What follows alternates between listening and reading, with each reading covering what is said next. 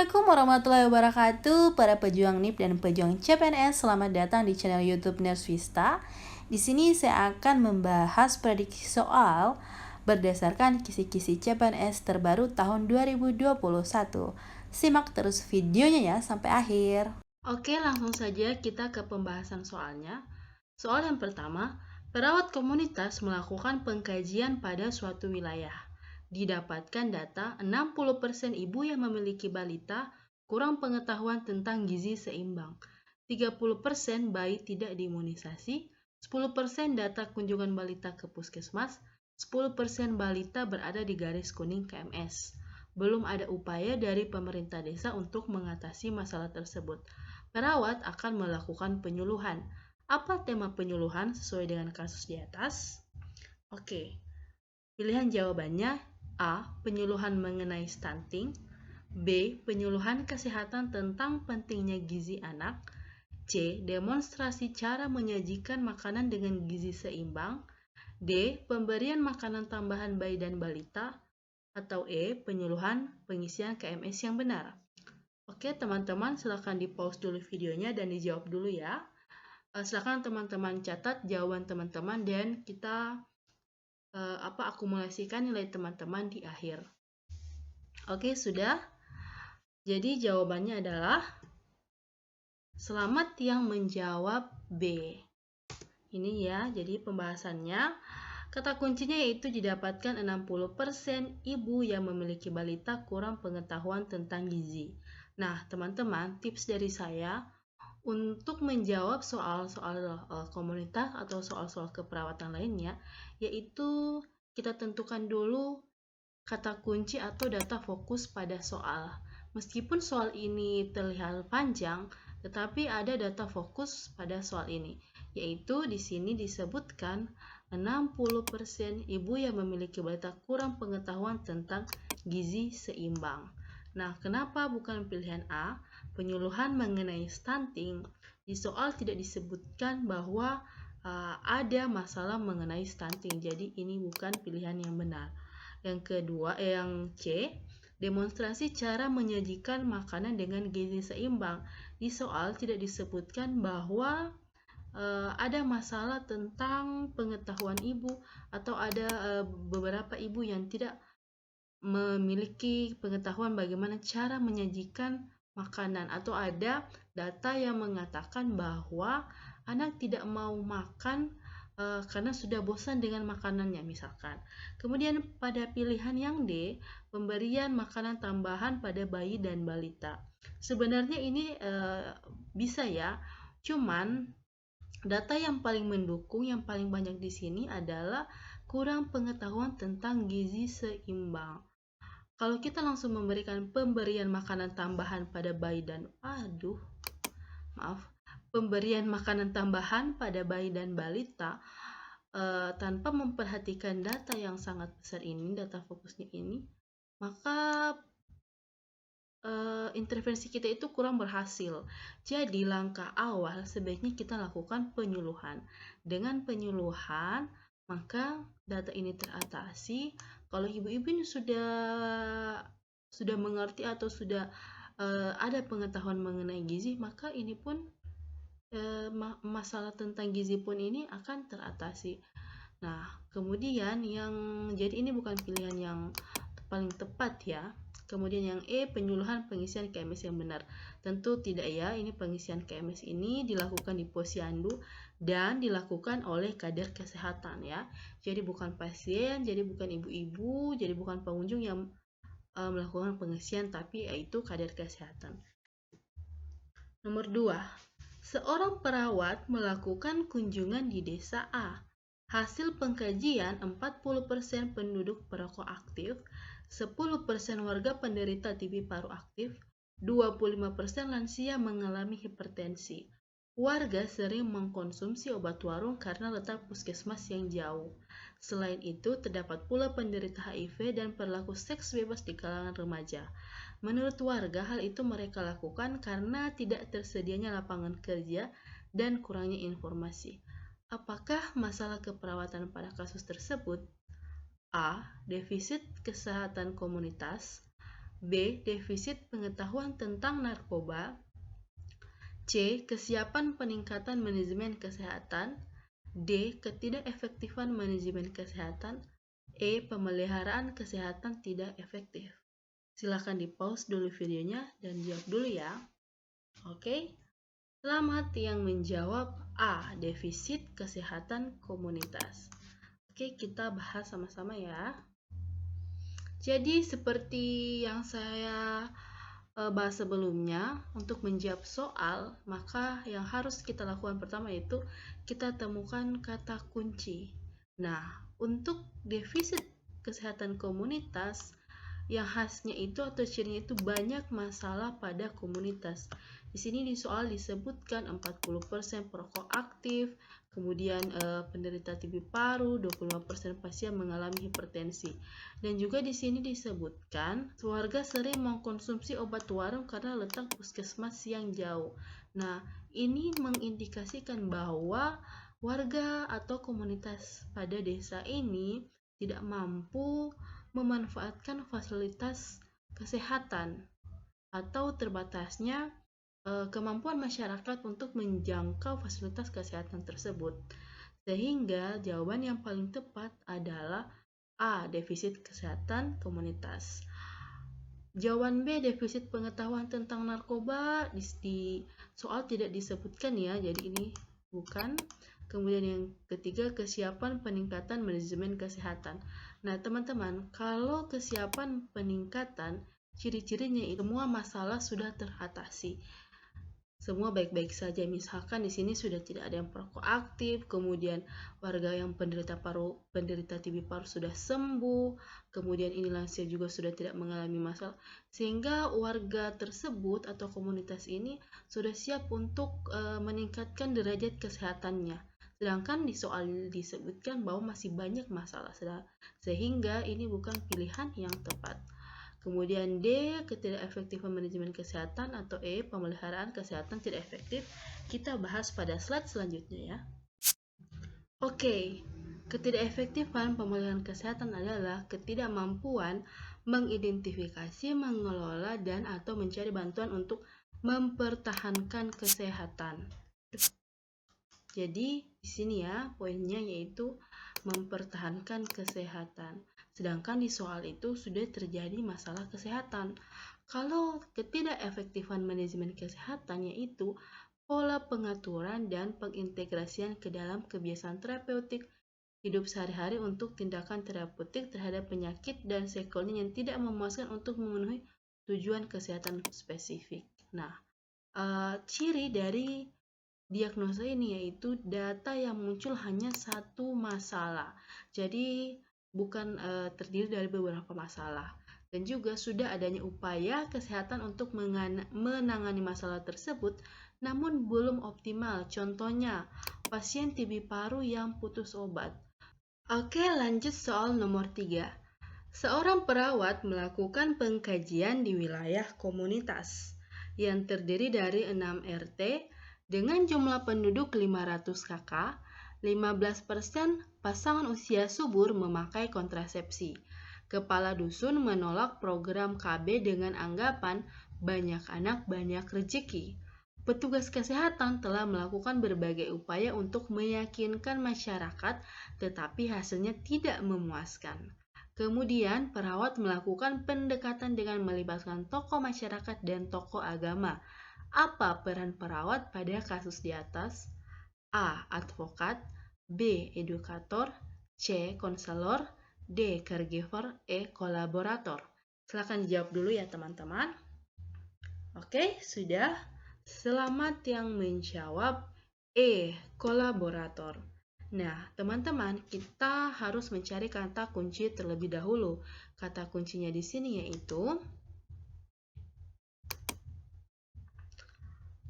perawat melakukan pendekatan dengan melibatkan tokoh masyarakat dan tokoh agama, yang artinya bahwa ada pihak lain yang terlibat untuk melaksanakan tindakan keperawatan tersebut.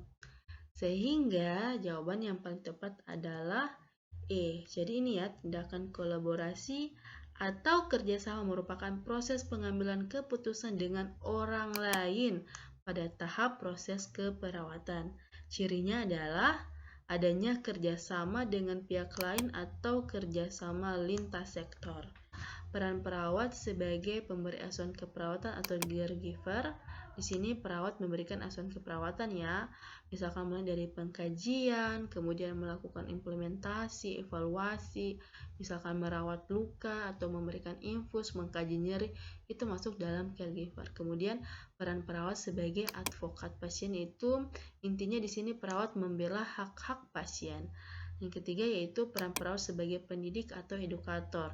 Nah, di sini biasanya perawat memberikan penyuluhan, kemudian memberikan promosi kesehatan, maka di sini peran perawatnya itu sebagai pendidik atau edukator.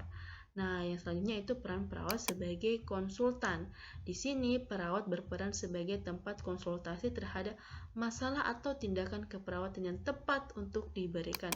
Contohnya yaitu ada pasien yang ingin melakukan KB tetapi masih bingung untuk memilih KB dan kemudian perawat memberikan memberikan usulan atau memberikan penjelasan bahwa setiap KB itu ada kelebihan dan kekurangannya. Nah, itu peran perawatnya itu sebagai konsultan ya.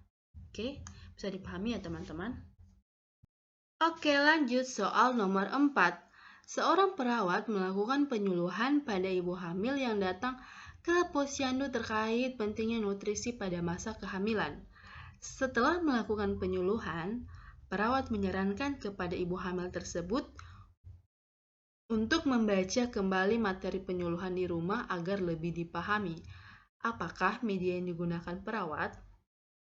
A. Lembar balik, B. Poster, C. Slide, D. Leaflet, E. Flip chart.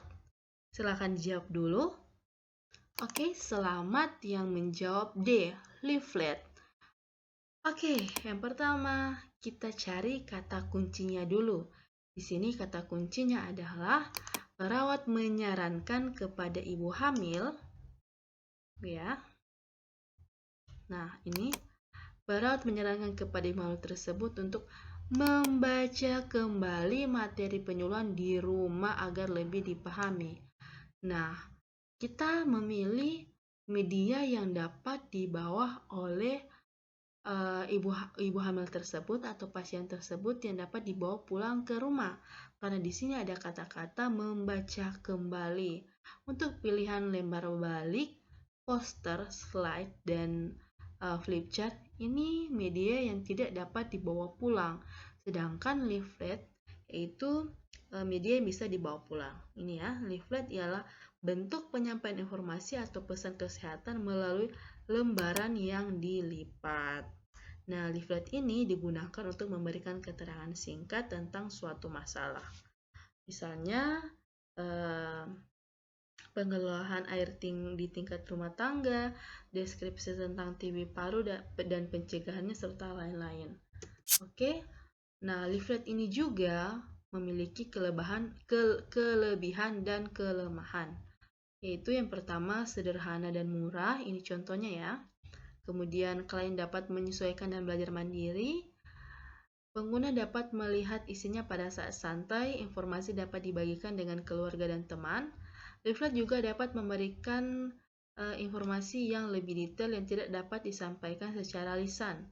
Media leaflet dapat mempermudah masyarakat untuk mengingat kembali tentang hal-hal yang telah diajarkan atau dikomunikasikan. Kemudian kelemahannya juga yaitu bila cetakannya tidak menarik, orang enggan menyimpannya atau kebanyakan orang enggan membacanya apabila hurufnya terlalu kecil dan susunnya tidak menarik. Atau misalkan untuk menghemat pengeluaran, menghemat biaya di suatu penyuluhan, leafletnya ini hanya difotokopi sehingga tidak berwarna.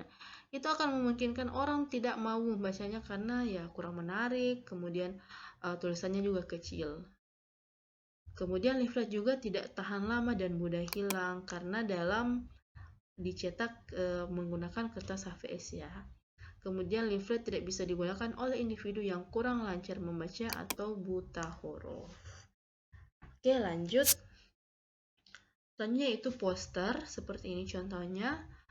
Jadi kelebihan poster yaitu dari media yang lainnya adalah tahan lama, kemudian mencakup banyak orang, biaya tidak tinggi, tidak perlu listrik, tidak dapat dibawa kemana-mana, dapat mengungkit rasa keindahan, mempermudah pemahaman, dan meningkatkan gairah belajar.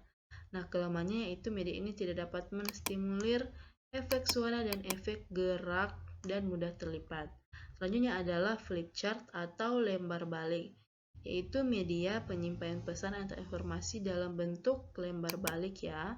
Jadi di bagian depan, bagian belakang itu ada tulisan atau gambar. Nah, biasanya media lembar balik ini digunakan untuk konseling individu.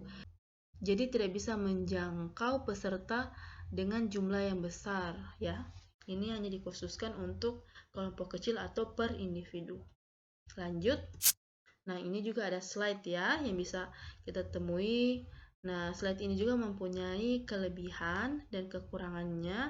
Kelebihannya itu memberikan informasi, mengangkat masalah dengan memperlihatkan keterampilan, kemudian cocok untuk, nah ini penting, cocok untuk sasaran dalam jumlah besar. Oke, karena ini bisa menjangkau ya. Kemudian lebih menarik karena ada gambar-gambarnya, atau bisa ditampilkan videonya. Kemudian kekurangannya itu listrik dan peralatan mahal. Kemudian alat bisa rusak dan memerlukan ruangan yang sedikit gelap. Jadi media slide ini tidak bisa digunakan apabila teman-teman melakukan penyuluhan misalkan pada daerah terpencil atau misalkan daerah yang tidak mempunyai listrik ya. Oke, lanjut. Nomor 5. Di sekolah dasar ditemukan peningkatan kasus diare. Hal ini disebabkan karena kebiasaan anak jajan sembarangan serta kurangnya kesadaran mencuci tangan. Perawat akan melakukan penyuluhan mengenai cara cuci tangan yang baik dan benar. Apa metode penyuluhan yang tepat menurut kasus di atas? A. Brainstorming, B. Demonstrasi, C. Bermain peran, D. Role play, atau E. Ceramah. Silakan dijawab dulu ya teman-teman. Oke, selamat yang menjawab demonstrasi. Baik, oke, tunggu dulu. Sebelumnya, kita cari kata kuncinya yaitu penyuluhan dengan cara mencuci tangan yang baik dan benar dan diadakan di sekolah dasar. Nah, ini adalah kata kunci yang penting. Audiensnya yaitu anak-anak sekolah dasar dan materinya yaitu cara cuci tangan yang baik dan benar. Kenapa menggunakan media demonstrasi yang paling tepat?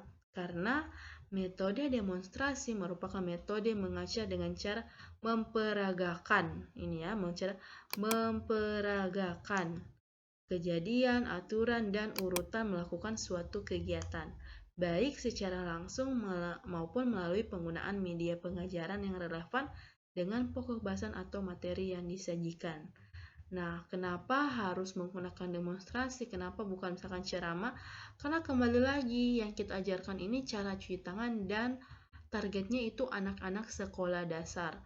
Kalau hanya menjelaskan, ini sih bisa saja ya.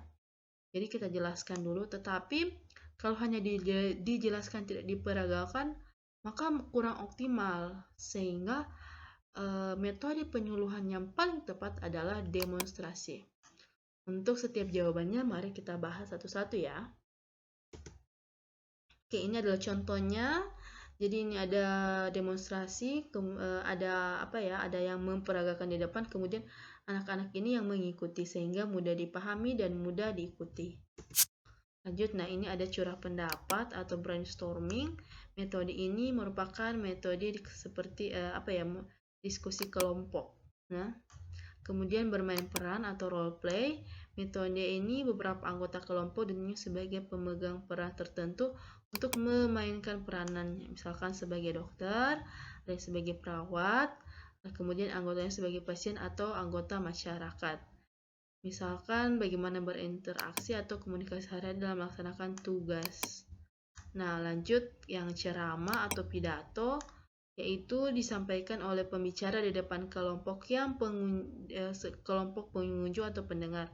Metode ini dipergunakan jika berada dalam kondisi seperti waktu penyampaian informasi terbatas, kemudian orang mendengarkan sudah termotivasi ya. Jadi kita hanya mereview kembali. Kemudian pembicara menggunakan gambar dalam kata-kata, kemudian ini ya, kelompok terlalu besar ya. Oke, lanjut teman-teman bisa baca ya. Nomor 6.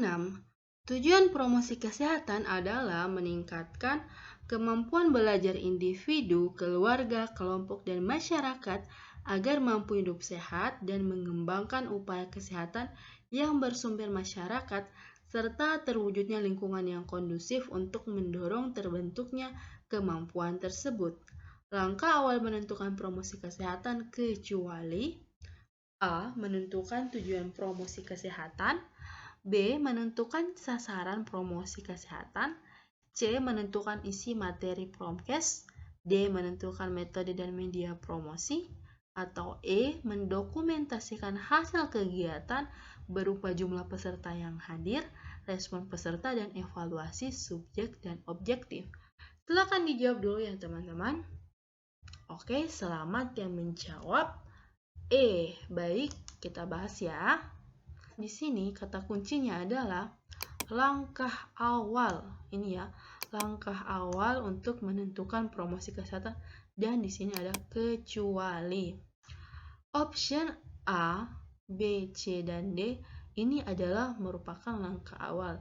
Sedangkan opsi E ini adalah merupakan yang terakhir, yaitu mendokumentasikannya. Ini biasanya masuk kepada evaluasi. Oke, bisa dipahami ya teman-teman. Jadi teman-teman kalau membaca soal itu fokus kepada pertanyaannya dan kata kuncinya. Oke, lanjut ya. Seorang perawat akan melakukan penyuluhan dengan judul pencegahan stunting pada anak. Target yang tepat adalah A. Semua masyarakat, B. Semua ibu-ibu, C. Ibu-ibu yang mempunyai bayi dan balita, D. Kader kesehatan, E. Ibu hamil dengan riwayat preeklamsia. Silakan dijawab dulu ya teman-teman. Oke, selamat yang menjawab C, yaitu ibu-ibu yang mempunyai bayi dan balita. Karena di sini judulnya itu pencegahan stunting pada anak. Nah, stunting itu sendiri yaitu di mana kondisi tinggi badan anak lebih pendek dibanding tinggi badan anak seusianya. Kenapa bukan A, semua masyarakat? Karena ini belum tepat ya teman-teman. Karena bisa saja di dalam masyarakat itu ada yang tidak mempunyai anak, atau misalkan anaknya sudah dewasa. Jadi untuk pencegahannya, untuk melakukan pencegahan itu sudah tidak berlaku. Kemudian semua ibu-ibu ini juga kurang tepat karena tidak disebutkan bahwa ibu-ibu yang mana gitu. Kemudian yang ketiga, ini yang paling tepat ya, ibu-ibu yang mempunyai bayi dan balita, karena di sini ada target yang paling tepat. Kalau kader kesehatan ini juga belum tepat ya. Kemudian E, ibu hamil dengan riwayat preeklamsia, ini sebenarnya pengecu saja ya, jadi bukan target yang tepat. Oke, bisa dipahami ya teman-teman. Jadi kalau ada soal yang menanyakan target yang paling tepat, yaitu kuncinya adalah kita sesuaikan dengan judul. Judulnya di sini saja sudah dikatakan pencegahan stunting pada anak. Jadi yang jawaban yang paling tepat adalah ibu-ibu yang mempunyai bayi dan balita. Sehingga penyuluhan kita itu dapat dilaksanakan dengan baik, berhasil karena target yang kita lakukan penyuluhan itu tepat ya. Oke, lanjut nomor 9. Perawat melakukan kunjungan rumah, ditemukan pria berusia 50 tahun dengan TB paru 3 bulan yang lalu. Hasil pengkajian didapatkan klien duduk sendiri di kamar, tidak ada anggota keluarga yang menemani. Klien mengatakan sejak menderita penyakit ini, semua anggota keluarga mengabaikannya dan tidak ada lagi yang peduli padanya, termasuk memandikan dan memberinya makan. Apakah masalah pada kasus di atas? A. Bersihan jalan nafas tidak efektif, B. Ketidakmampuan coping keluarga, C. Manajemen kesehatan tidak efektif. D. Pemeliharaan kesehatan tidak efektif. Atau E. Manajemen kesehatan keluarga tidak efektif. Silakan di-pause dulu videonya dan dijawab dulu ya teman-teman. Oke, jawaban yang paling benar. Selamat yang menjawab B. Ketidakmampuan coping keluarga. Nah, teman-teman, data fokusnya di sini ialah klien mengatakan sejak menderita penyakit ini, semua anggota keluarga mengabaikannya dan tidak ada lagi yang peduli padanya termasuk memandikan dan memberinya makan. Nah, ini menunjukkan adanya ketidakmampuan coping keluarga.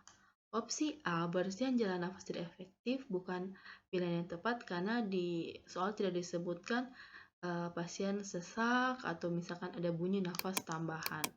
Kemudian yang C, manajemen kesehatan juga bukan pilihan yang tepat.